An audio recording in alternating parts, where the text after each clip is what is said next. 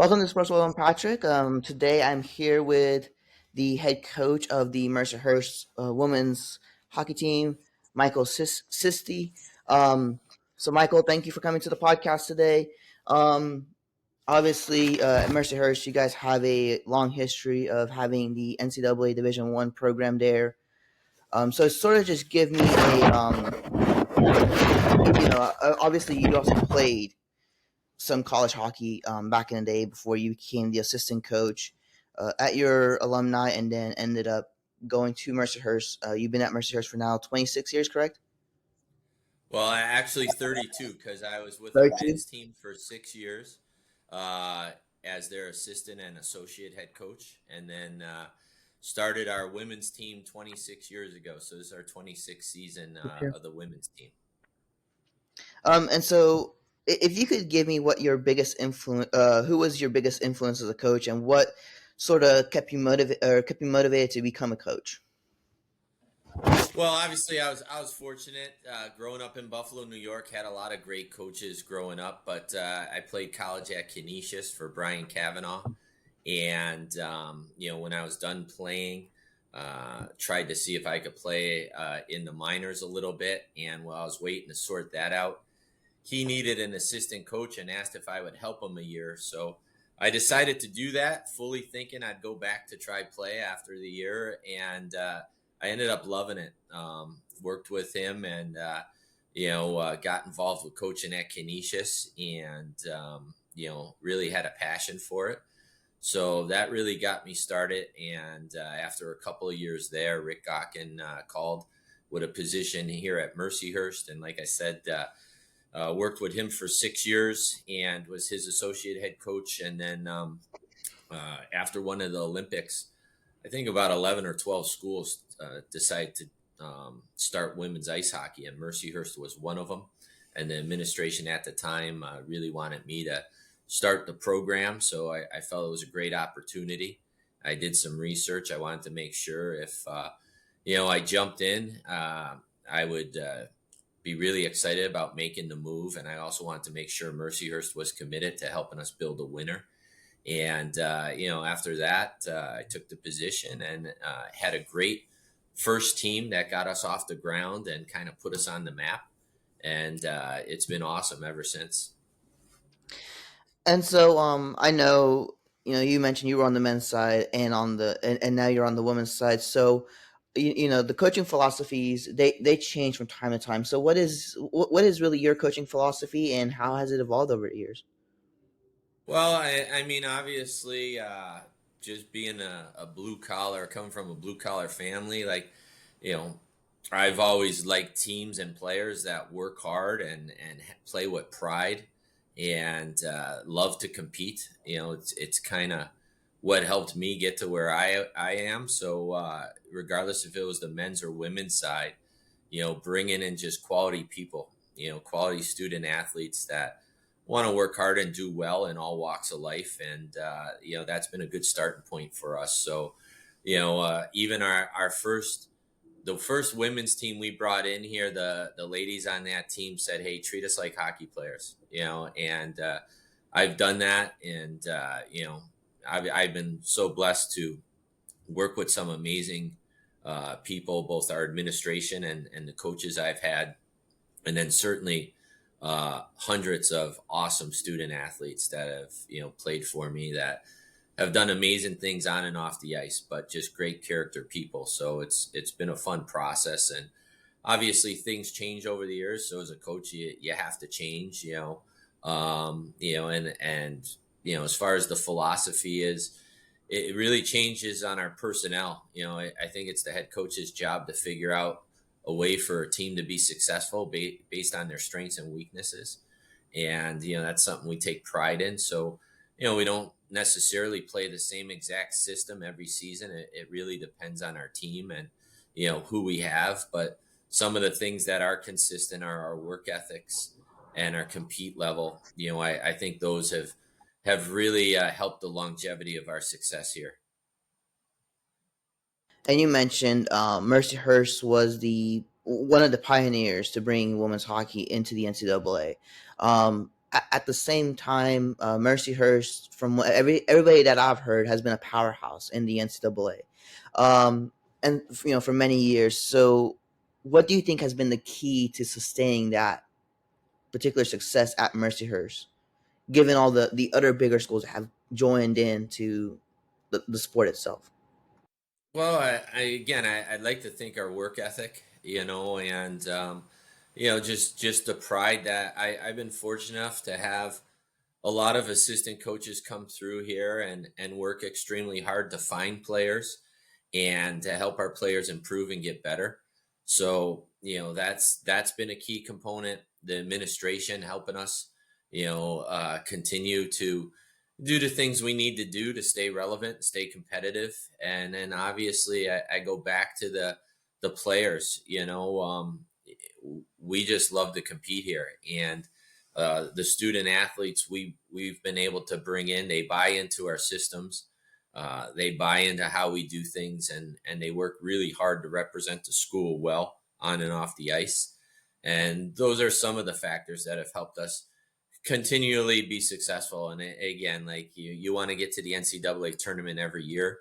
We've done really well over the years, but we haven't got there every year. But I think even on the years that are maybe for us an off year, we're still winning 18, 22, 23 games a season, and we're in the hunt.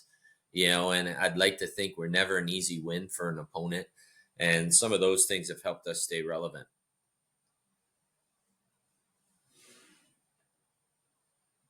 Pat, I think you're on mute. Sorry. Uh, so you talked about the players and the way the players sort of they buy into the system and all that. But so how do you approach balancing an individual's players development and their team and having team success for your team? And then what role do you think leadership and team culture play in your coaching strategy?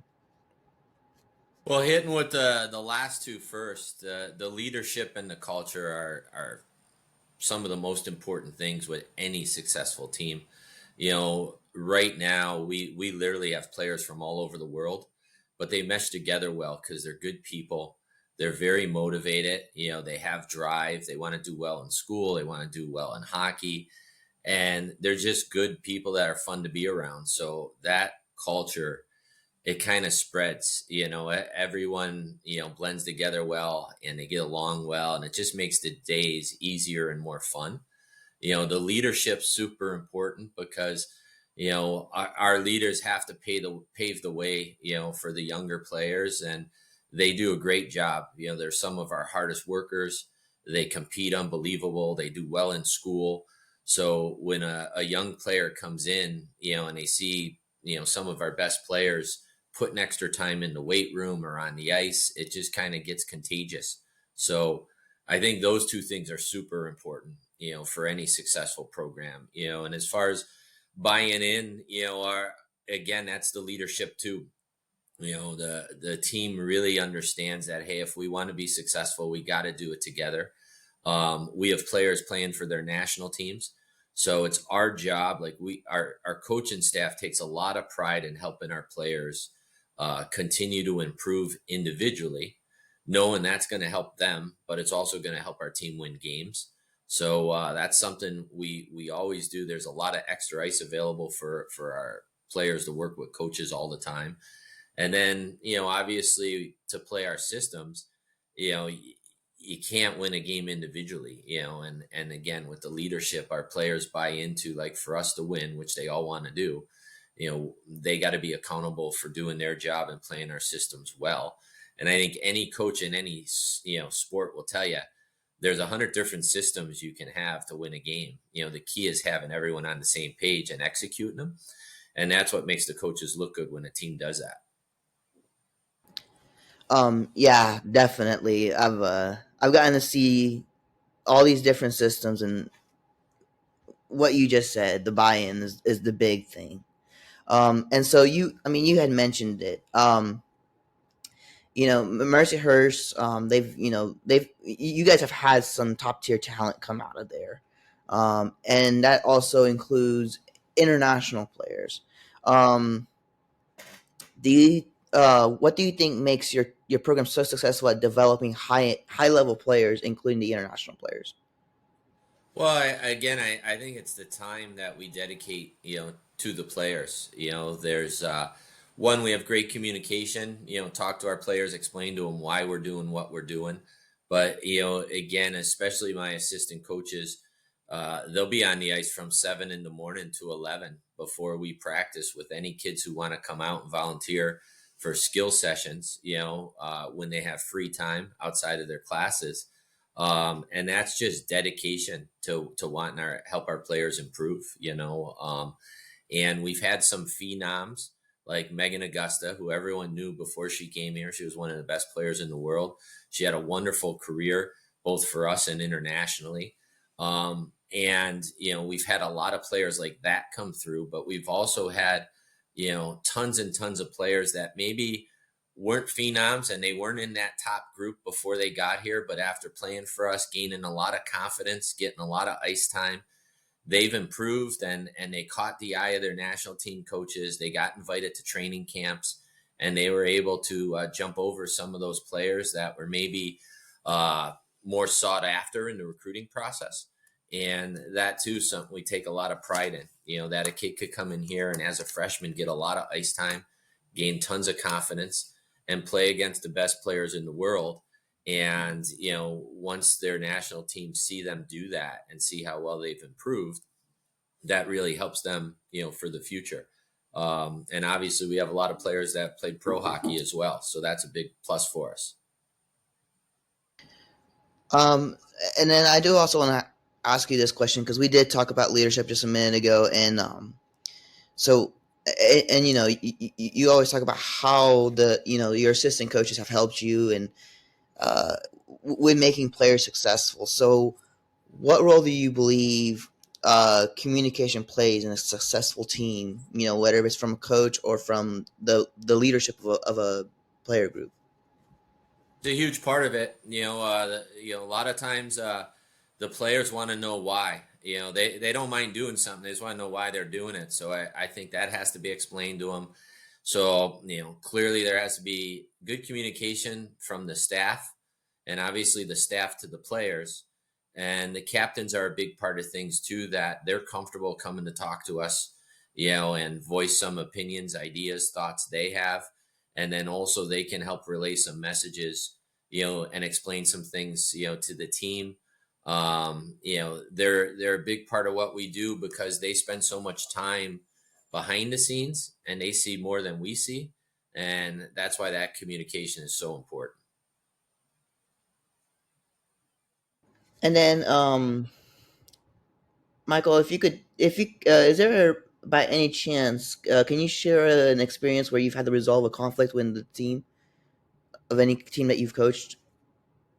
Well, I think there's a lot of times, like the biggest thing is how you handle losing, and it's pretty easy if you're winning every game. I think the toughest thing is if a team's not playing well and or a team's not having the success they hope to have, everyone's a little grumpy, and I think how you manage those situations are really important, and finding the right mix of communication, what you're doing in your practice sessions, and what the team, trying to figure out what the team really needs and what the reason for maybe having some setbacks is. And that is a challenging part, I think, for any coach, to put your finger on what can you do to fix whatever isn't going right. And that's kind of a trial by ear process. That's kind of using past experiences. So it's no doubt certainly how you navigate those situations can really make the difference of how your season ends up.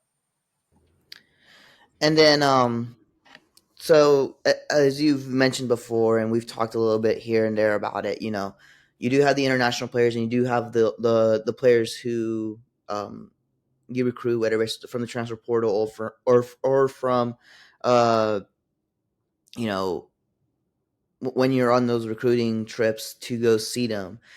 So how do you scout and recruit players, and what qualities do you look for both on and off the ice? Well, now with technology, things are different. You try to see as many players you can live, and then also with the different computer systems, you can see a lot of games of players, that you just rewatch their games through the computers. So we try to use everything at our resources. Even people we know who know us know about our program. Maybe they sent us past players, maybe they played for us, getting feedback from them. And then every coach is a little different. Obviously, you want super skilled players, but it really depends what your team needs are. Do you need a mobile defenseman, that sees the ice really well? Do you need to maybe get tougher and stronger on defense? Do you need a power forward for in front of the net? You need a center who could, create plays and make things happen. So a lot of times it is dependent on the year and the recruiting class. You clearly want to try to get the best players available that are quality people, quality student athletes that could be successful at your school. And then you also maybe can fine tune it to your exact needs and what helps your roster be more effective to play in the system you want to play. And then, you know, what we talk about all different systems in general, because I know on the East Coast it's sort of a hockey heavy, um, you know, area with the Boston schools and then all the New York schools that are there. Um, so how do you prepare for your specific opponents, particularly in the is it the AHA or the CHA now? AHA. Okay. AHA. So how do you guys prepare for those particular Well, we opponents? we play teams from all the leagues. Like what's nice is with our schedule, we have our league opponents, but we also have 10 to 14 extra games to play teams from other leagues, which is nice for our players, to see different schools and compete against different types of opponents. Our league teams, we obviously know better. We see them more often. And some of the coaches that have been at a particular school a while, may play a similar system year after year with maybe just some tweaks. But we'll usually watch a lot of their games, look at their special teams, look at their tendencies. We'll show what we think is important to our players. If there's something that we think we could exploit or we have to make sure we defend well, we may add that to our practice structure so we're prepared, for the upcoming opponent and go from there. We try not to do too much, that our players either are confused or overthinking things, but we give them what we think is enough to be well prepared for whoever they play, so they're not surprised for anything that they might throw at us. Uh, yeah, and so I do also have sort of this question. Every player is going to be different, like you mentioned, and the practice will make you perfect, right? Is always what we hear. So, what specific areas do you focus on most before a game? Is it tailored to each individual different player, or you know, I've had one coach that I've interviewed, and they were talking about how their players they'll come in even when they're not on a the rink's not in practice session at the time, just sort of to get their skills up before a game, at least a big game. Yeah, like I said, there's a lot of individual sessions available in the mornings for our players here. And, as far as our practice week, we try to do a mix of drills that help all our players with their individual skill level. And then we also have a portion of practice where we might work on the power play or the penalty kill or D zone coverage, maybe our forecheck. A lot of time it's weekly. If there's an area that we feel we were maybe a little sloppy on, that we have to go back and just kind of review for the players, or any of those things that just helps us be better each week. We could tweak our practice week, to put in whatever we think's most important at that particular time of the season. And then with as long of a season as hockey season is, you know, how important is mental toughness in hockey, and then how do you help players develop it? Well, I think it's tricky because you got your personal life where mental toughness is one area, but nobody's Superman, and people got to know when they need help and when to ask for help. No one's perfect. No one should have to carry heavy burdens alone. So it's one end, it's encouraging people that if they're having tough times or they need help with something, to reach out, and then from a hockey end, or an athletic end of toughness, I think the biggest thing is just trying to control what you could control. And it's easier said than done. But a lot of times, especially young players, they may be distracted or worried about a lot of things that they can't change, that, if maybe it's easier for them to perform well if they just try to, you know, control what they could control. And again, that's easier said than done, I know, but it's something we try to do is just try to simplify as many things as you can, both, in our case with the game of hockey, uh, so you could do the few things you're asked to do well. And then even with life, you have those days where you just feel like everything's going on, and sometimes you just got to step back, take a deep breath, and maybe simplify things. So um, I think obviously the more you're at peace and calm, is probably the best scenario to be at your best. Yeah, that's definitely. So what is your approach to in-game adjustments? Because I know every coach is going to be very different. Um, and then how do you analyze the game performance, and then how do you use that for data to improve the team every game?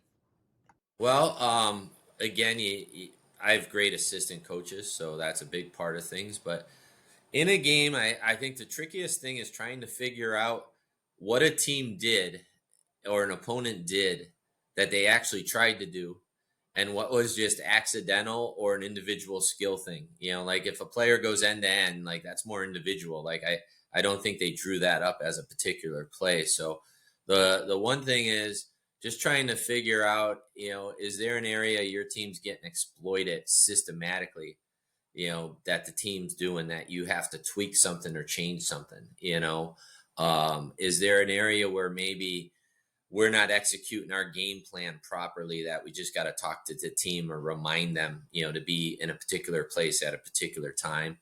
And again, assistant coaches doing a great job looking for those things. And you could talk about it in between periods. Sometimes there's adjustments made in between periods. Sometimes it's at a timeout or a TV stoppage. If you see an area where, again, that, something you might have talked about, you're not doing particularly well, it's another chance to kind of just hit the reset button with the team and discuss it.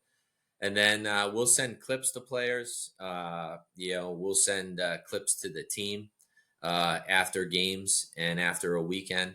We'll also on Mondays we'll go over some clips from the weekend. Some teaching points. That the players can look at and learn from. And then obviously it's always good to show the team doing things exactly the way we wanted to do them. So also in those clips, there certainly should, can be some negative points or some teaching moments, but there's a lot of positive things to reinforce the team. Like, hey, we talked about this, we practiced this, now we applied it, and look at the results we got. This was really good. Everyone did a good job here. Let's keep doing that type of stuff. And then Michael, obviously you've mentioned it. You've been at Mercyhurst for over 30 years now. Um, what was your most memorable moment coaching there? And is there a particular game or season that stands out to you? Well, fortunately, there's been a ton. There's been too many to pick one. For sure. And I think again that's the credit to all my assistant coaches and the great players I've been lucky to coach over the years. We've had many memorable moments. If it was league victories, if it was the first time maybe the pioneers of our program went into a well-established team or a top 10 team and beat them. If it was an NCAA appearance, like our first NCAA appearance, we went to Harvard, and I think they had 4 or 5 Olympians, and a lot of people thought we'd get killed in that game, and it went to triple overtime. At the time, it was one of the longest college hockey games, and there's just been a lot of times where on center stage, our team has performed extremely well, which obviously, I'm very proud of. I remember too, one time, the first time we were number one in the country in all the polls. I believe we were playing Princeton here, and in warmups, it was a sellout crowd chanting, "We're number one," and that was pretty memorable. Pretty cool, also. But fortunately, there's been a ton, and I'm really proud of them. And it'd be really tough to put one at the top of the list. And of course, you've coached a lot of successful players. Is there one particular memorable one, or even an athlete that made it special to work with them? Well, there's been a lot. Like there's no doubt. Megan Augusta, I believe she has slightly over 300 points, and that's in 4 years, not 5 years with the COVID year. I believe that's an NCAA record. I think she has a few more NCAA records. Just one of the best women's players ever, I think.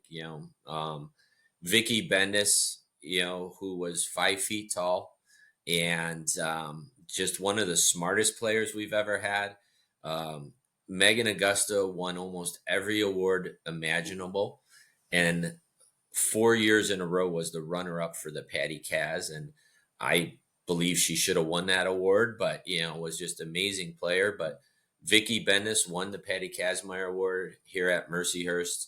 She also won at the time the Elite 88 Award as the best student athlete at the Frozen Four, pre-med major. So tons of great goalies went through here. At the time, Hillary Patton was the first goalie to get 100 wins, and then she got passed over the years. But we've been blessed with just great people and great players in our program, and I could go on all day. And then so many of them just been phenomenal students, and have done amazing things in the classroom and then afterwards as well. So a lot of quality people have come through our program. So what is the best piece of advice that you have received as a coach and has helped you shape your approach to the game? Well, that'd be a tough one. I think a lot of that is learning. I would say think before you speak, but that's probably a good one in life as well as coaching. The one thing over the years, which I really think has helped me maybe be at my best now, is I'm much more patient, and I really I let my assistant coaches do a lot more and handle a lot more, and they're amazing at it. And really getting a lot of feedback from the players has helped. It's really a collaboration, and it's working really well for us.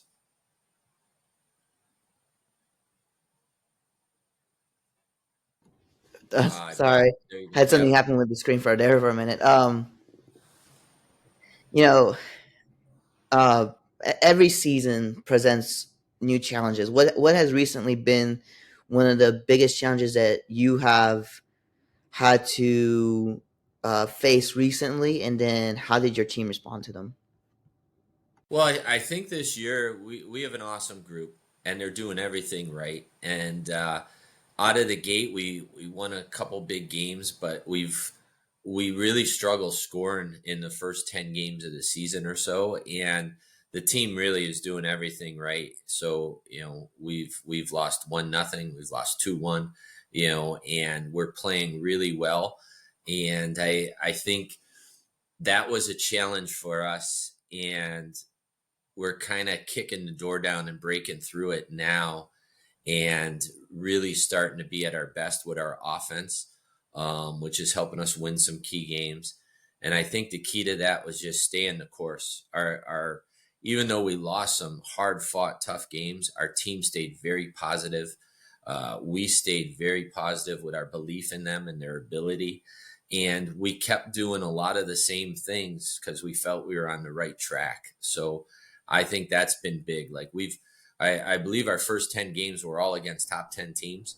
So, we were playing great competition and we were playing really well. The goals just weren't coming easy for us. And not that they're coming easy now, but a lot of the habits that we've built, we stayed with, and they're starting to pay dividends. So I think that's been a key for us so far this season. And then as a coach, I know it's a very demanding job to be in as the head coach. So how do you, sort of, particularly at the college level, because you're trying to get players ready for their professional career, how do you balance recruiting and player development along with game preparation? Well, everyone does it differently. I put a lot of faith and trust in my assistant coaches. So Trey Flesh, Scott Spencer, they've been on the road a lot more than me. I get on the road a little bit, do a lot from the video, but they handle the heavy lifting. And AJ Weiss now, one of our ex players, young coach, is going to start getting on the road as well. So I really I rely on them a lot to get in the trenches and see a lot of kids live and then give me the feedback based on them knowing the type of player that I like and that could thrive in our program. And, I'll still get looks at them, but, they do a ton of it, which really helps me out. Um, and then looking ahead, sort of at Mercyhurst, what are your goals for the Mercyhurst Women's Program over the next few years, and what can we expect from this year's team? Well, our goals haven't changed. We want to we want to improve throughout the season. We want to always compete with great pride and respect for our opponents. And each year we try to win our league.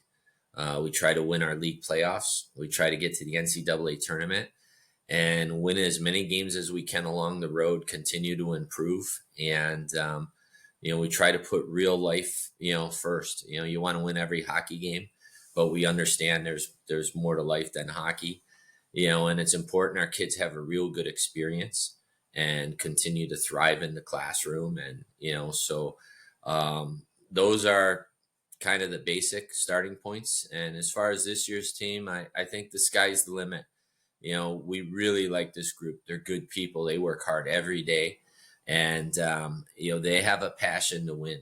And like I said, some of those games early, we won a couple, big games against top 10 opponents. We lost a couple close ones, but this team believes in themselves, and they're playing really well right now. We got a tough stretch here. We got 4 games in 6 days, and then we finish up with 7 games in 13 days, which is a lot for college hockey. So they're fun to be around, and I think the sky's the limit on what this team can accomplish. And then, so I do also have this question for you, Michael. We know everything's changing in the NCAA right now, as time is going on. So, how do you see that impacting hockey?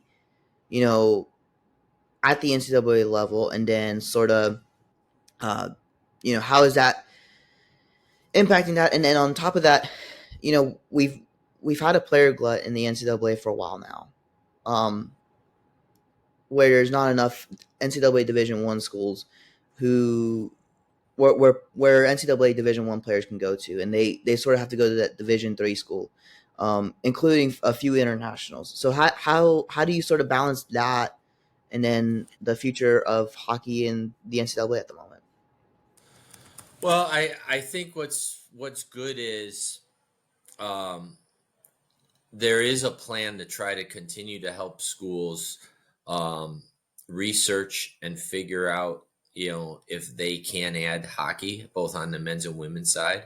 And right now, I think hopefully we can keep adding programs, which is always important. But I always felt there's a place for everyone to play. If it's D1, D3, club hockey. There's a lot of club hockey teams out there as well. So hopefully we'll continue to grow and add programs, as we move forward here in the future. And so I'll sort of ask you two more questions here, real quick. Hockey has changed from the past. Where do you see it being in the next 5 to 10 years? Real good question. I think um, things are really moving forward with taking out the physicality and making it a real finesse skill game. So I would think that will continue. It's amazing what some of the players can do with their hand-eye coordination and the speed.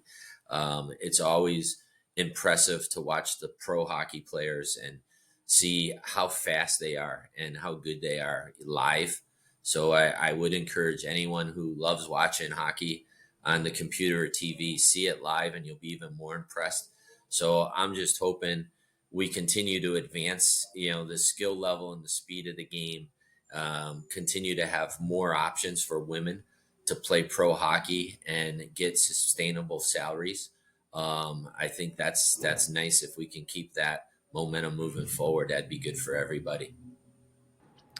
And then the very last question, what do you think needs to happen for the women's league to continue to be um, in terms of visibility and support? Definitely, since we finally got the PWHL after many failed leagues that have been around for a while. Um, so yeah, what do you think needs to happen in women's hockey, just in general, to grow the sport itself? Well, hopefully we could continue this momentum. It's awesome. I think clearly people going out to see the games is really important. With obviously the ticket purchase and the merchandise purchase is really good to grow the game. So I think as long as the product continues to be at such a high level, hopefully it's just a matter of time before we go from 6 to 8 to 12 teams and really grow this. But I love the momentum right now, and again, with people supporting it by coming out seeing the games live, that's gonna hopefully help us continue to grow. All right, well, thank you, Michael, for coming on the podcast. I wish you a great rest of the season. Awesome, thanks for having me, Patrick. We'll Thinking, see ya.